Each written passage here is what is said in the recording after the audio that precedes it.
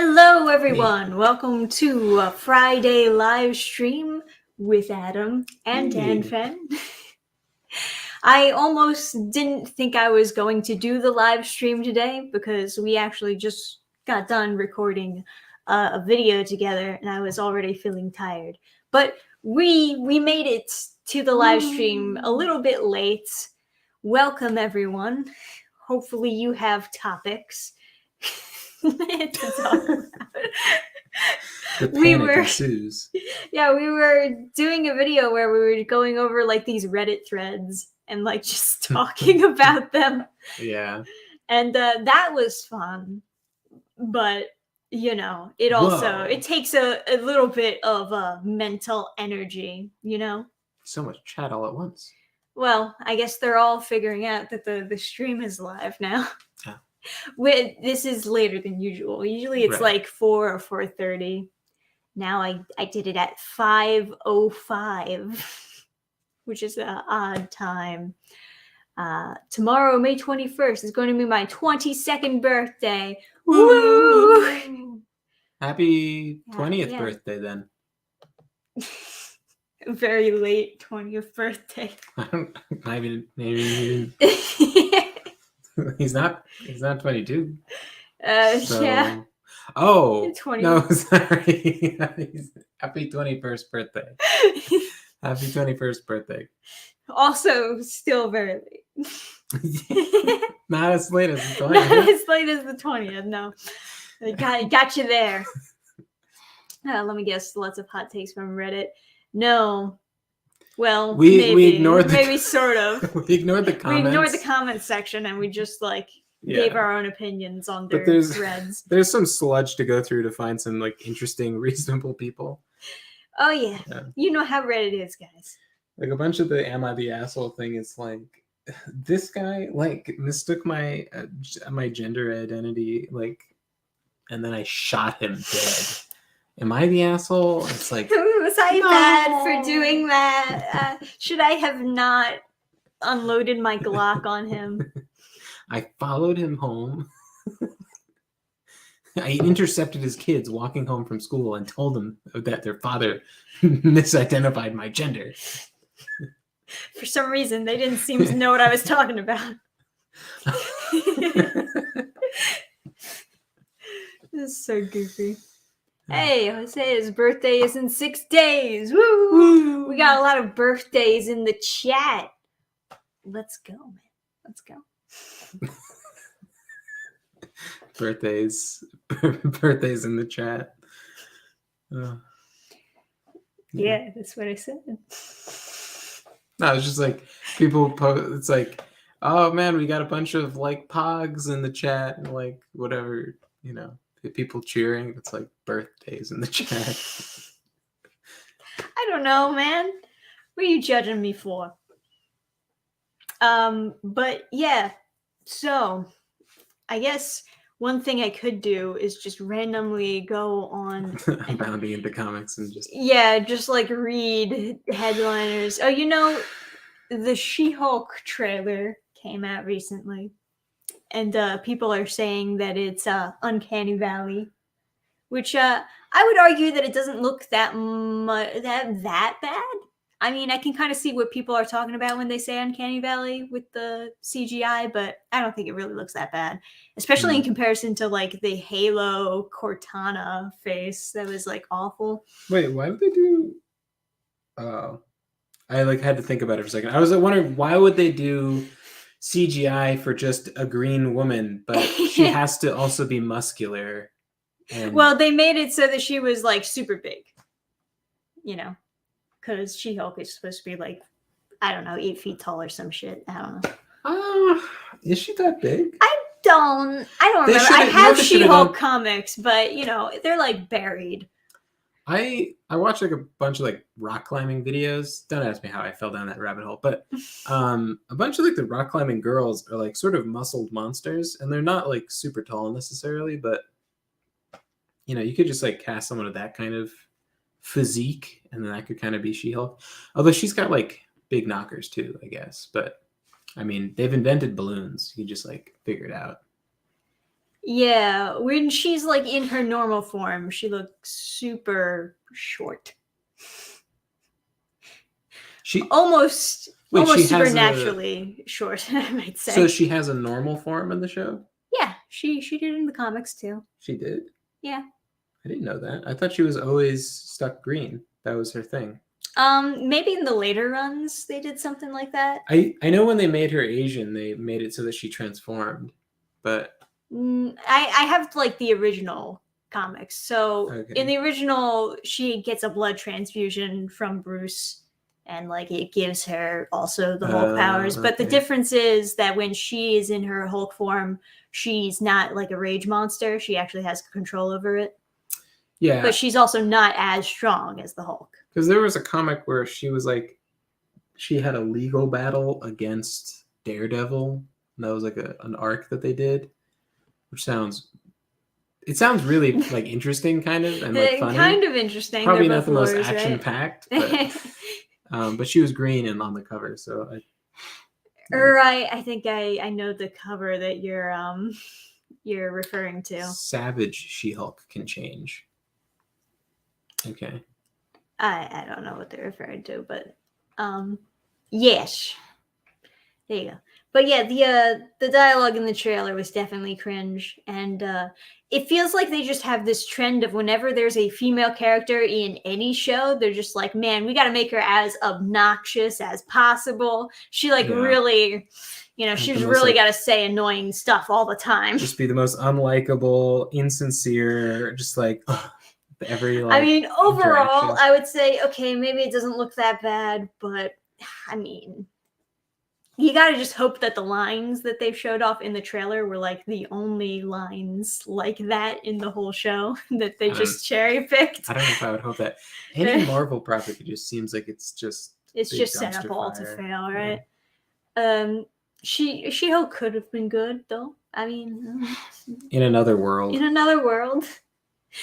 I wouldn't mind a She-Hulk show. I don't think the design that they went with for her She-Hulk form was that bad, especially considering that, like, what was that one comic run where the person writing She-Hulk just made her into, like, an ugly monster whenever she changed? And it's just, like, a dumber version of the Hulk, which is somehow more progressive.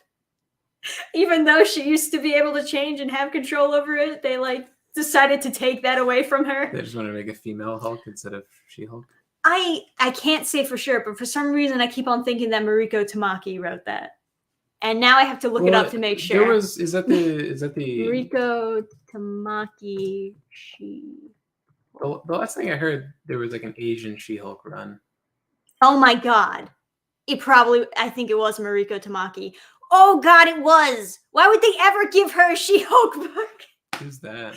Mariko Tamaki is the same person who wrote I Am Not Starfire for DC's YA. And the Harley Quinn Breaking Glass. Is that the where she's like morbidly obese or something? Oh, it was a self-insert. It looked exactly like her. Yeah. That's cool. I am not the Hulk. Yeah, right. There you go. Yeah. I kind of knew that in the back of my head, but I was also like, there's no way. Self-inserts are they the hate worst. themselves that much to give her a Hulk run. Self-inserts are the worst. Like being in like a writing workshop when like everyone is doing self-inserts, like any character I'm always like self-conscious about, like like I had a character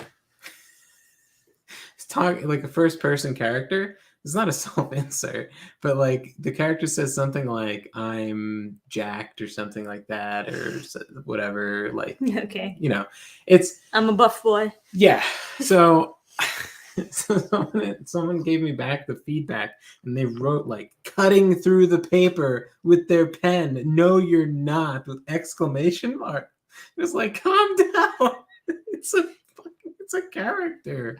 Okay. But so many people do like self-inserts, and then like it makes it really hard to give them critique because it's like You're critiquing them. Your as a character, person. this character is very unlikable and unreasonable. Yeah. And that is almost always the critique that I would give of someone's self-insert. And it's Yeah, like, basically. it's like, yeah, this character's not like, it's not reasonable, you know, like how they act. But then again, that's I'm coming from a liberal arts school, so in those workshops you're gonna run into like a certain type of person. So, you know. Yeah. So a lot of the self-inserts ended up being like very, you know, a certain way, and it's like, you know, when you put yourself in the story and then you give it to 20 people to critique, and then everyone is like, You're kind of just asking for it at Yeah. this point. What they really want is like the validation of, oh my god, I love this person. Such a great character. And you're like, oh, thank you. I think a lot of them are just so self-centered that. that they can't imagine how other people think. So they always self-insert. That is another thing, is like people who have no creativity, they just like, they can only think of themselves in a story. Yeah. Yeah. So they just write themselves talking with themselves, and then they just add like one straw man character in there. It's like everything that they hate so that they can defeat them. Like one person wrote like, oh god, it's the worst. Not one person. This happened a lot, where someone would write their ex-boyfriend and themselves breaking up with them and like really telling them off. It's like, man, I'm so... Yeah, you talk about like the male fantasy in video games. It's literally just people writing in their fantasy of like really being super cool when they break up with their boyfriend. It's like he was like cheating on me, and it's like, even from like their perspective, a bunch of times it was just like not like, I don't know. It was not like, they didn't seem reasonable even in like the story. There was like, someone was just like writing like their own hot take on like BDSM, and they're like, BDSM is for like bad people. It's like, what? Like, I know a character can think this, but it's just, you're literally just like going on for like a paragraph, like moralizing, or like, it's like, just like an essay fit into a story. Yeah, it's like, and this is why I feel this way about that. Like, everybody in the class, like, you should respect their time. They have to actually read what you write. So it's like, don't just like just poop out onto the page, like whatever, you know. Yeah, I mean, considering we're both kind of writers, we could have like a writing session live stream. We just talk. What are you squinting? Oh, good. Continue. Sorry. What? Do you want to fight? Boxing match live stream? What do you mean by like writing session? Well, I don't mean like we pass stories to each other. I mean like you talk about writing things, or like advice that you have, or stories you like, or stuff like that. Oh, okay. I don't know. Well, I didn't know if I'm not gonna pull out like a script for you to read. Yeah, I didn't know if you meant like critiquing each other's like rough drafts, or like just writing in silence. Yeah, that would be a great live stream. Just ASMR on the typewriter writing your novel. Somebody would pay. I'm sure. Somebody out there. Yeah. Yeah. But yeah, you're writing a fantasy thing right now. Yeah. What's your number one tip to people writing fantasy? I guess I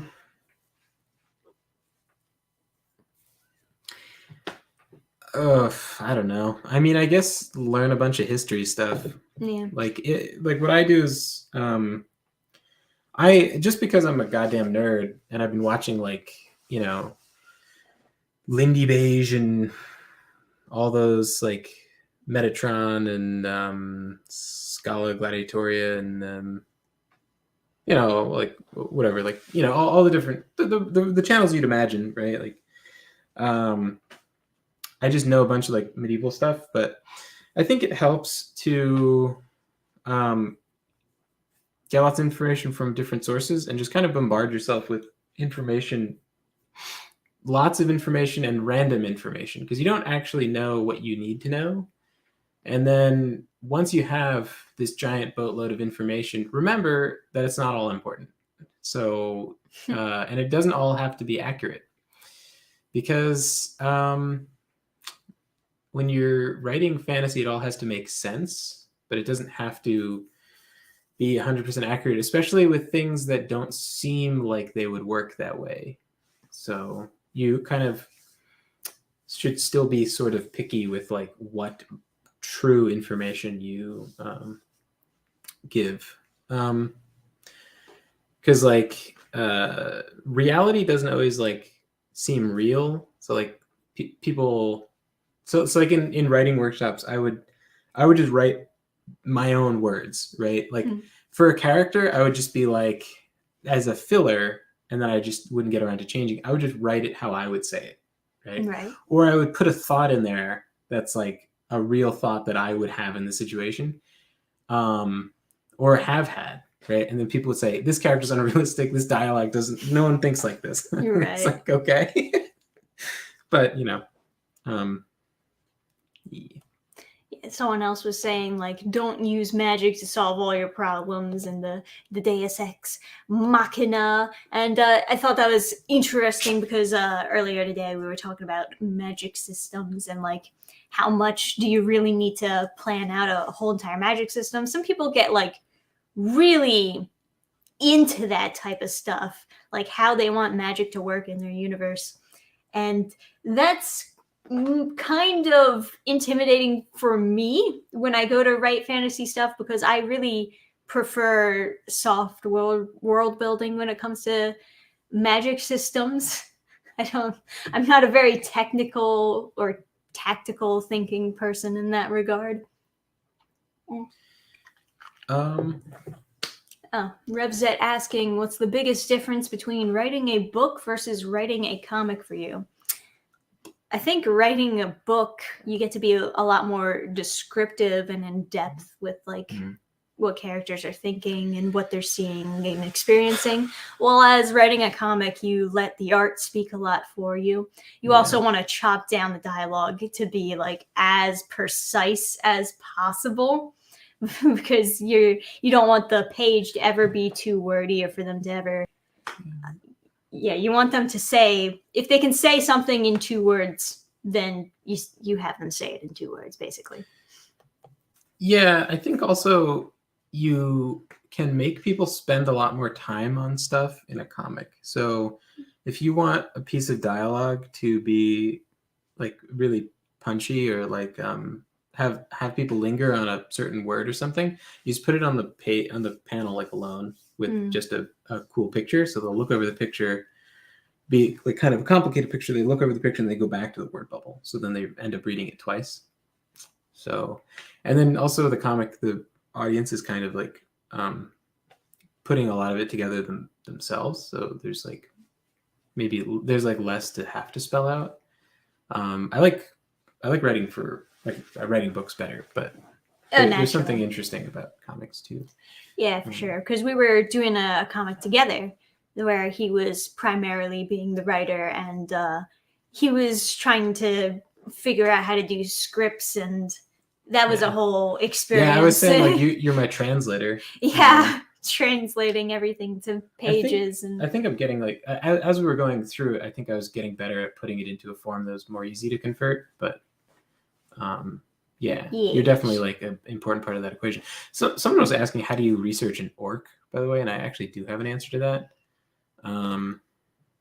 So like, if you wanna have like orcs and you want to have them be like unique, I have orcs in my upcoming book, and then something that I was like playing around with was like, so like women have a different center of balance from men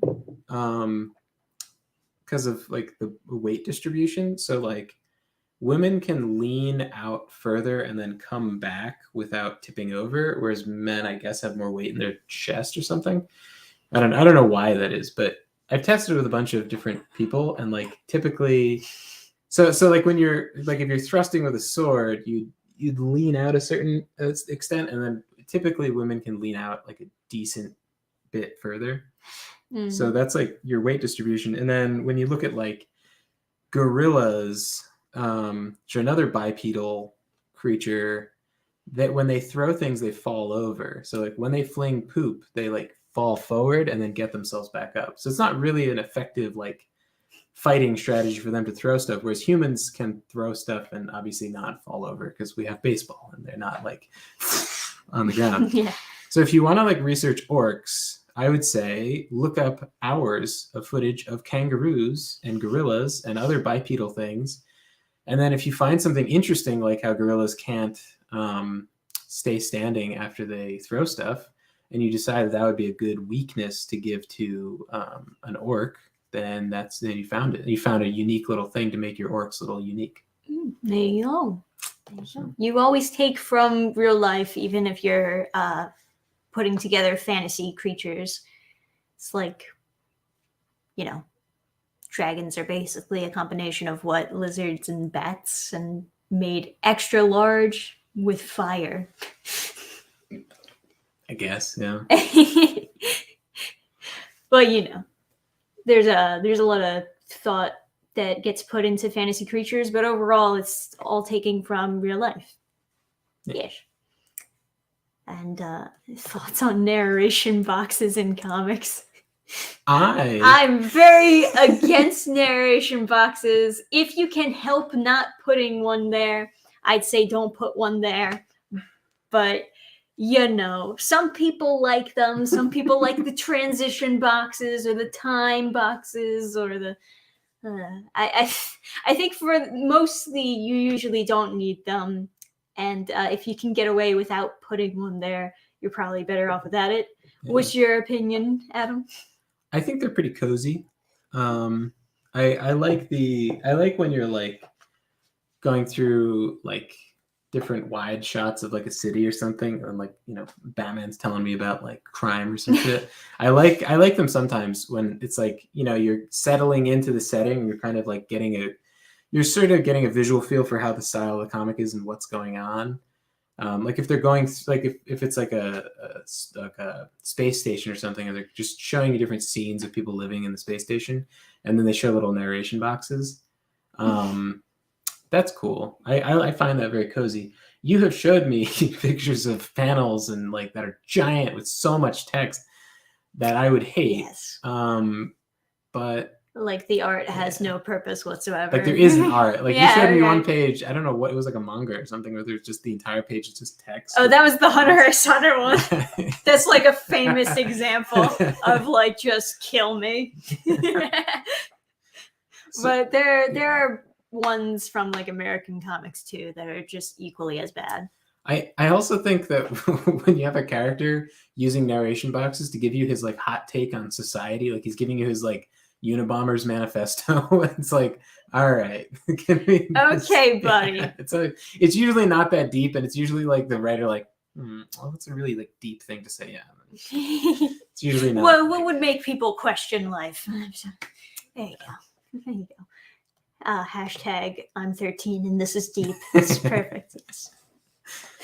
With narration boxes, don't be Harley Quinn breaking glass. That it's so bad, and not even because the narration boxes are long, but because what they're saying doesn't matter. Like it's specifically there to waste your reading time, and it's it's so bad. Anyway, it's like they're trying to make Harley Quinn's inner dialogue quirky, but to do that, they're just like, let's waste your time. That's quirky. Oh, like having it be super long. Yeah, like she has ADHD or something. I don't know. It's awful. It's so bad. I actually haven't read the Watchmen. Someone was saying Rorschach's manifesto. I bet that guy would have lots of manifesto boxes. I watched the movie and I was like, why? What did I do? I have no idea. It's beyond me. I just found the movie to be like a big bummer. And the best part, if someone watches it, I can't say it. But I think the best part involves the most death. I think that's a good. The end was cool, where like the book is in the laundry chute or whatever, the mail chute. That was that scene and that whatever, that was cool. Yeah, I don't want to spoil it in case someone like wants to see that movie. It's okay. I have no idea what he's talking about. Ooh. Yeah, the Eisner Awards are coming up, and they're as useless as award shows, for sure. What we need like people, all the comic community on YouTube need to put together like the indie comic awards. We'll just all do a big live show and like announce the winners based on polls or something. I feel like that would be nice. Nice little quaint indie comic awards. Well, if you do polls, the most read comic might end up getting a lot more votes than like other ones that could be better because people don't have access to them. Well, sure, but that's also kind of how a lot of Yeah, a lot of awards are made. It's just like based on most popular, and at the end of the day. But that's how they do a lot of the anime awards these days. They just have you like vote in a poll, like whichever one you want, and of course, like the Twitter channels for that specific anime or for that specific manga, they'll be like posting like, make sure you vote, we really want to win, gotta bring the crowd. And it's kind of like a marketing campaign in that regard. But I feel like people could do that with like indie comics too, right? The Dannphan Award, yeah, we'll give out a big Dannphan Award to the best indie comic of the year. We're in. But I feel like if people wanted to, I feel like the comic community could come together and figure that out. Yeah, why not? I was also thinking like maybe I should put together some kind of writing Discord for like people doing comic stuff and want to join. Like how you have those writing circles. Yes, stuff like that, where like they write something every month or so. Yeah, I set up like a writing circle, like a mini writing circle, and it was like once a month. It was like 3 people. Once a month you submit a thing, and it doesn't have to be like any particular length. It just be like a paragraph. Right. I was always able to put a chapter up each month, and I guess that made other people feel like they had to put up a chapter every month. And then when they couldn't, they just like would be late up until like the day before we were supposed to critique it. Yeah. It's just like, and then it's like, oh, I couldn't do it this month. It's like someone was like, I couldn't do it, but the first chapter that they put up to critique was like chapter 8. So just go through 1 through 7 if you don't get time to write a whole chapter, and like, you just, or there could be just a paragraph in one of the chapters that was already critiqued that you're like, can we all take another look at this or something? And I said that stuff, but it's like, right, if you can't commit like 3 hours every month, just an entire month to just talking on a call, it's like, I don't know, you just don't want it that much. But everyone like fell out because they were like busy with whatever, and just, yeah, it's disaster. Right. I mean, it's hard. Yeah. I feel like for the most part, I might not really care that much about people like making a writing circle deadline, but if they were also not contributing to the critique, then it's like, oh, god damn it. The critiques are like, the critiques are like pretty good. Yeah. It's like an important resource because like, it's hard to like, because what it's supposed to say, right? So if there's a typo, sometimes you don't get. I catch my own typos a lot now because I've gotten good at it, but it's kind of easy to not catch your own typos sometimes because I've given it to you after having read it, and then you catch something. So, and it's just just like random stuff, like Right. Typos can be difficult if you don't have the eye for it, or if you're a fast reader, your mind automatically like corrects the typo as you're reading it. Especially like whatever psychopath put F and T next to each other, it makes like of turn into ot a lot, and those characters look similar in lowercase. So Yeah, good stuff. Good stuff. Adam, can you draw?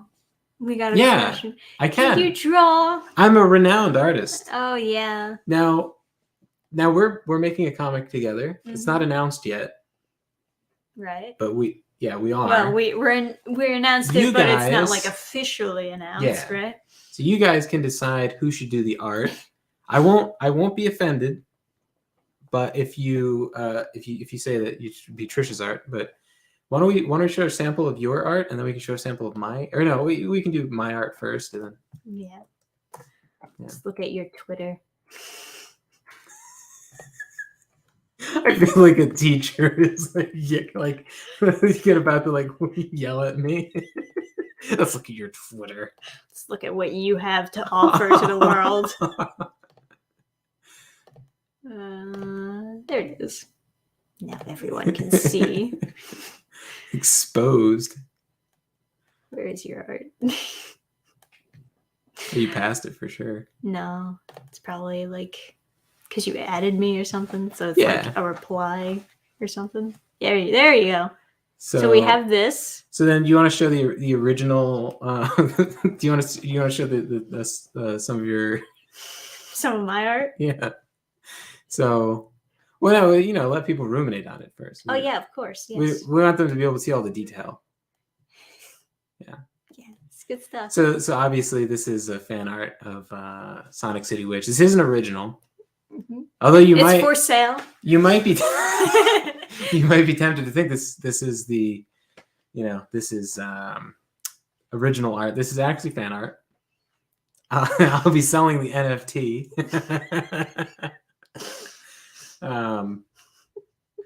It's good stuff. Good stuff. I'm noticing now there's a mistake. You see her boob doesn't close at the top. Oh, yeah. Well, nobody will even notice. Yeah.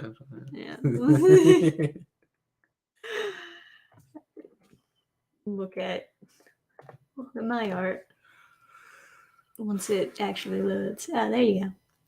There we go. Fun stuff. Yeah, pick out a good one because we don't want them to, Spy X Family, best girl. Is that tab shared? Yeah. Oh, okay. Yeah. It's all the same. There you go. Yeah, so chat, you can go ahead and vote who should do the art. I don't think I'll do the art. I think I'll resign. Clearly you got this handled. I got a 10 out of 10 from I assume that's for me. Yeah, of course. Yeah, that's definitely you. Close call, Adam. But I think Trish wins. Oh, man. Oh. Got thrown to the dirt, Adam. Oh, it's a tie. Bell Shell said it's a tie. Yeah. Maybe we should both do the art. You can do one page and I can do one page. We'll never know the difference. Yeah, no. That would be some crazy artistic gamble of a comic. I'll do the rough, like the draft, and then you'll do the inking. Yeah, I'll just ink over what you sketched. It's perfect. Start with white ink over everything. Just redraw it all. Oh boy. Yeah. There you go. Yeah, I got a 10 out of 10 from T Wizard, but then said both, so you must also be 10 out of 10. Your art is also up there. Awesome, man. But yeah, someday we'll finally be ready enough to like officially announce the comic we're working on, But it is a fantasy. It's his thing. He likes fantasy stuff. Yeah, sure. Oh, yeah, sure. the camera doesn't show my arms. It's just like, ooh. Yeah, they just see me squeezing something below your waist. Good stuff. Good stuff. Adam draws backgrounds. Dan draws the people. There you go. Yeah, did you see the background of that? It's such a great background. That was a pretty good jack-o'-lantern. Like, in comparison to everything else in the picture, the jack-o'-lantern looks really good. It's the most detailed thing. Yeah. There you go. You should picture the Sonic City witch art next to it, so you can see the two like not monobikes. that technically advanced. Oh well. No. Wrong B site.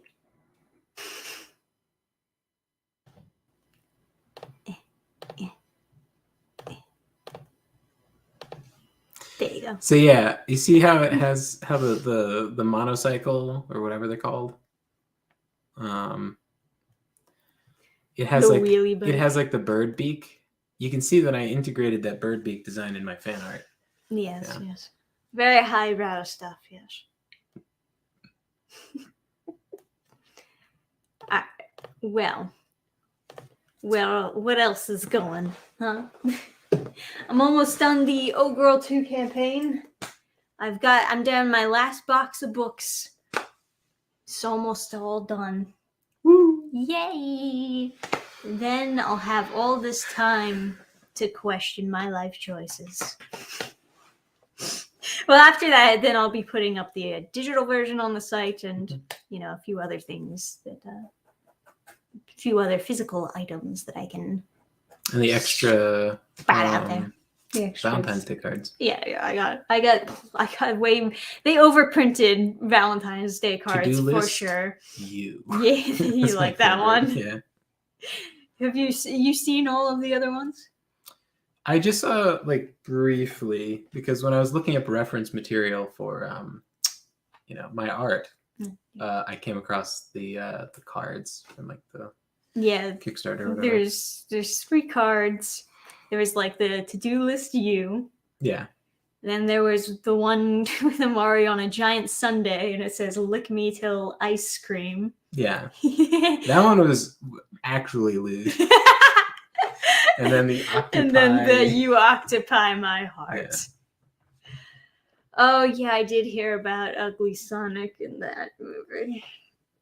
Yeah. Ugly Sonic? They're making a Chip and Dale Rescue Rangers movie, and it's basically like a modern day version of Who Framed Roger Rabbit with Chip and Dale. Yeah. And I think I mentioned it before, like they didn't actually have decent 2D animators to work on it, so it's all like cel shaded where they're trying to be 2D. And there's a lot of bad stuff about it. I don't want to see it because it just looks like one of those movies that will like purposely tries to ruin your childhood. Yeah. While also trying to be meta. Those things are so common. Yeah. Yeah. Disney, Marvel, it's just like best to just avoid. For some reason, they made it so that Peter Pan, like the cartoon Disney Peter Pan, for some reason grew up and he's like an old man now, even though none of the other cartoons aged at all. Just Peter Pan. Because plot. They just wanted to ruin Peter Pan. Just run away from that movie. they just felt like ruining Peter Pan for people. I don't know. There's no other reason.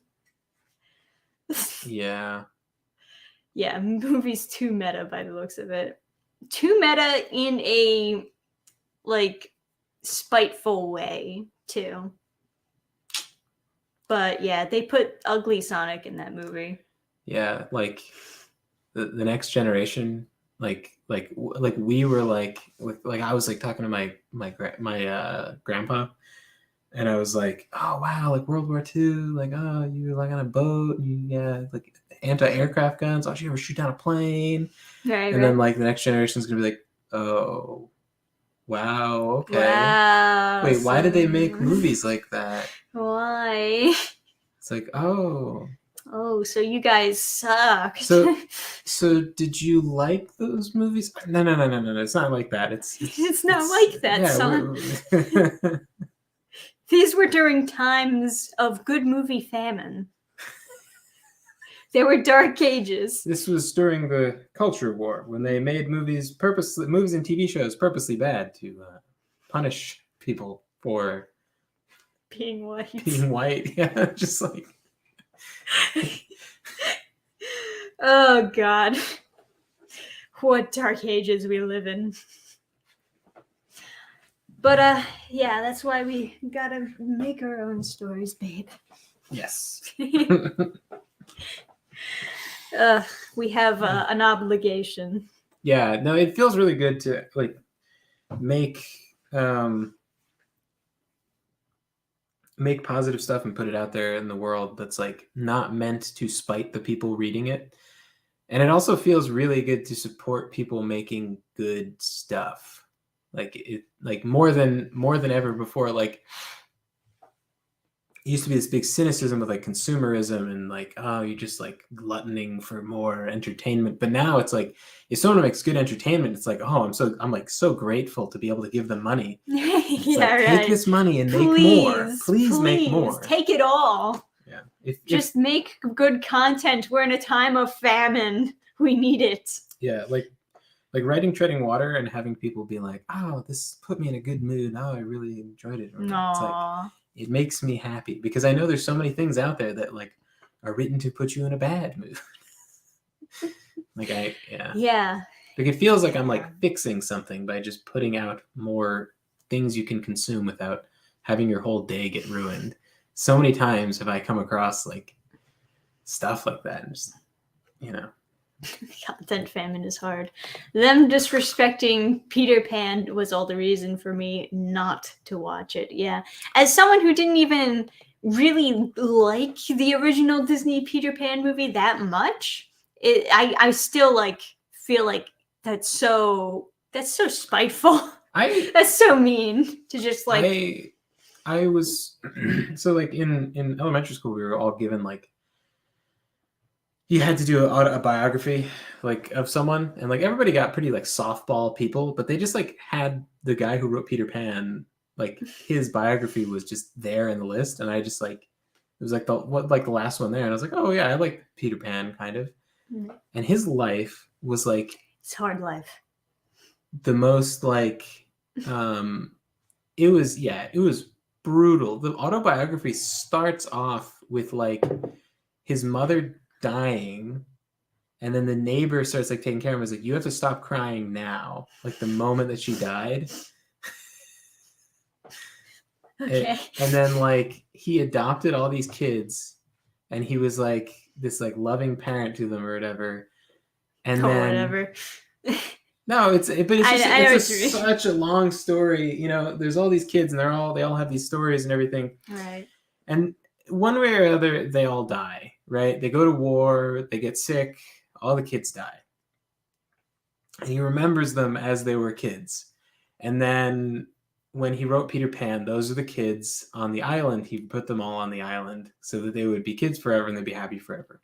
And then I go to school, liberal arts university, and then people are like, well, how come there's no like black people in Peter Pan? How come the kids on the island aren't black kids? And it's like, because his kids weren't black and they died, and he encapsulated his memory of his dead children into those kids, and that's why they can't ever be black, because those are his kids that died. It's like just man, I hope my parents didn't just come home. The door upstairs has a chain lock. The one downstairs has the chain lock too. You didn't put that though, right? I did. Okay. I'll fix it. Yeah, fix the issue here. You locked my poor parents out of our home. But yeah. There's a lot of people out there who also like are like, oh yeah, the kids in Peter Pan, Peter Pan is actually like the angel of death and he's taking them all to the Death Island. That's why they never grow up. But I also feel like that's kind of another bad, spiteful way to view the story, because the whole point is that, you know, in his mind they're still alive. Like, that's his way of keeping them alive. So viewing it as just like the Death Island is not necessarily the right way to view it either. Dang, that's depressing. You wrote Peter Pan, Brothers Grimm. Well, a lot of the stories from Brothers Grimm, interestingly enough, they're not actually. I mean, some of them are stories that they actually wrote, but some of them are just fairy tales that they took and then rewrote to be crazy. they rewrote into their own version, but a lot of people just because it's the written version, and in some cases is their like earliest written version, they considered the Brothers Grimm to be the writers. But a lot of the fairy tales were passed down like way before that. But you know, yeah, Peter Pan has like some sad backstory to it, but you can also view it as somewhat happy. You know, them keeping his children alive in a story, and then like some crazy person at Disney was just like, what if we made Peter Pan into like this washed up adult, made him fat and gave him a bunch of tattoos, and now he sells drugs? Yeah, what if we did that? Then it would be cool for the modern kids. It's like, it's a bad idea, and it's not only disrespectful to like Walt Disney and his version of Peter Pan, but it's like disrespectful to the original writer. And, you know, there have been like other versions of Peter Pan. Like, what was the Robin Williams version of Peter Pan? Where like that's the version of the story where Peter actually decides to stay with Wendy, but like he forgot about Neverland as he grew up. I feel like that's like, it's a different take on Peter Pan, but it's not like an offensive take on Peter Pan. Like there are all these other different versions of it that aren't nearly as crazy as this version. The Robin Williams one is Hook. Is that it? Yeah, maybe. But yeah. I don't remember the Robin Williams one that much, but I remember it not being that bad. Yeah, I never saw it. I just saw the original Peter Pan. I don't even think I saw Peter Pan 2 or whatever. Yeah, I saw the Robin Williams one, the live action 2001, and the Disney one. Yeah. And yeah, for some reason Chippendale just wants to be like, Peter Pan's a fat druggie now, because we gotta appeal to the modern kids. Just give Mickey Mouse like 2 AK-47s. Couldn't make it anyway. Nice. Oh, well, whatever. We'll probably end the stream pretty soon, so if you got any questions for us, throw them in the chat while you can. We gotta get some other work done. Yeah. Yeah. Pack up more books. Go attend to our guests. But you know. But yeah, I'm feeling pretty good about finishing up this campaign and focusing on other stuff. The next thing I guess I gotta focus on is drafting more Sonic City Witch pages. Issue 2 is on schedule. It might even be up on the website earlier than I thought it would be. So get hyped up for Sonic City Witch issue 2. But yeah, Oh Girl 2 also for international people who wanted to read it. The digital version will be up on the site next week, maybe. So yay, more yay on that. Does Adam read DCYA? No, he doesn't. No. He prefers to keep his sanity. Yeah, no, which is probably I did invite him to do DCYA and I was readings like, with me, no. and he was like, "No way, that's all you." Yeah.